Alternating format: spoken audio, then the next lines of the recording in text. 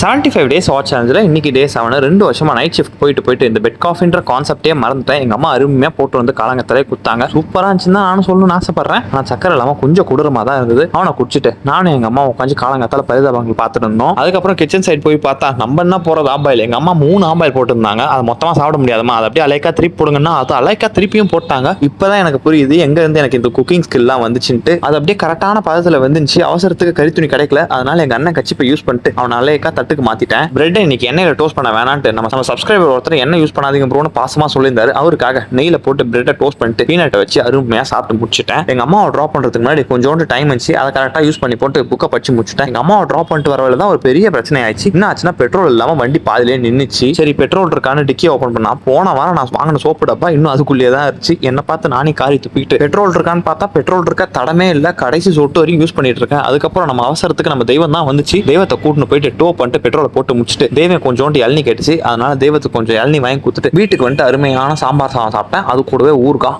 அருமையாக இருந்தது. அதை அப்படியே சாப்பிட்டு முடிச்சிட்டேன். அப்படியே சும்மா உட்காந்து தூங்கிட போறேன்ட்டு ஸ்ட்ரைட்டா ஜிம்முக்கு போயிட்டேன். ஜிம்ல நம்மளுக்கு இன்னைக்கு ஃபேவரட்டான ஒர்க் அவுட் என்ன ஒர்க் அவுட் பார்த்தீங்கன்னா செஸ்ட் அண்ட் ஷோல்டர்ஸ் தான். அது அருமையாக போட்டு வீட்டுக்கு வந்து பார்த்தா ஒரே ஒரு ஆப்பிள் தான் இருந்தது. அதை சரிசமமாக பொழந்து நானும் எங்கள் அம்மாவும் கட் ஆஃப் போட்டு சாப்பிட்டோம். அதுக்கப்புறமா குளிச்சுட்டு ஆஃபீஸ் வந்துட்டேன். நைட்டு சாப்பிட்றதுக்கு ஒரு அக்கா கடைக்கு தான் போயிருந்தேன். இந்த அக்கா கடை எப்படின்னா நம்ம வீட்டிலலாம் சாப்பிட்டா எப்படி இருக்கும் அது மாதிரி தான் அந்த அக்கா கடையிலே இருக்கும். அதுவும் இல்லாமல் அந்த அக்கா வந்துட்டு நம்மள ரொம்ப நாள் தெரிஞ்சவங்க மாதிரி ஜாலியாக பேசினே இருப்பாங்க. சாப்பிடும்போது தனியாக இருக்க மாதிரியே இருக்காது. அவங்க கூட பேச்சு கொடுத்துட்டே சாப்பிட்டே இருக்கலாம். சரி அப்படியே சாப்பிட்ற மாதிரி அழகா வீடியோ எடுத்துலாம் பார்த்தா ஃபோன் அங்கேருந்து டுமில்னு கீழே வந்துச்சு. நான் கூட பயன்ட்டேன் இதான் கடைசி வீடியோவா இருந்திருக்கும் இந்த ஃபோன்லன்ட்டு. ஆனால் ஃபோனுக்கு எதுவும் ஆகல, நல்ல வேலை. அதுக்கப்புறம் சாப்பிட்டு வேலைக்கு போயிட்ட நண்பர்களே, நாளைக்கு பார்க்கலாம்.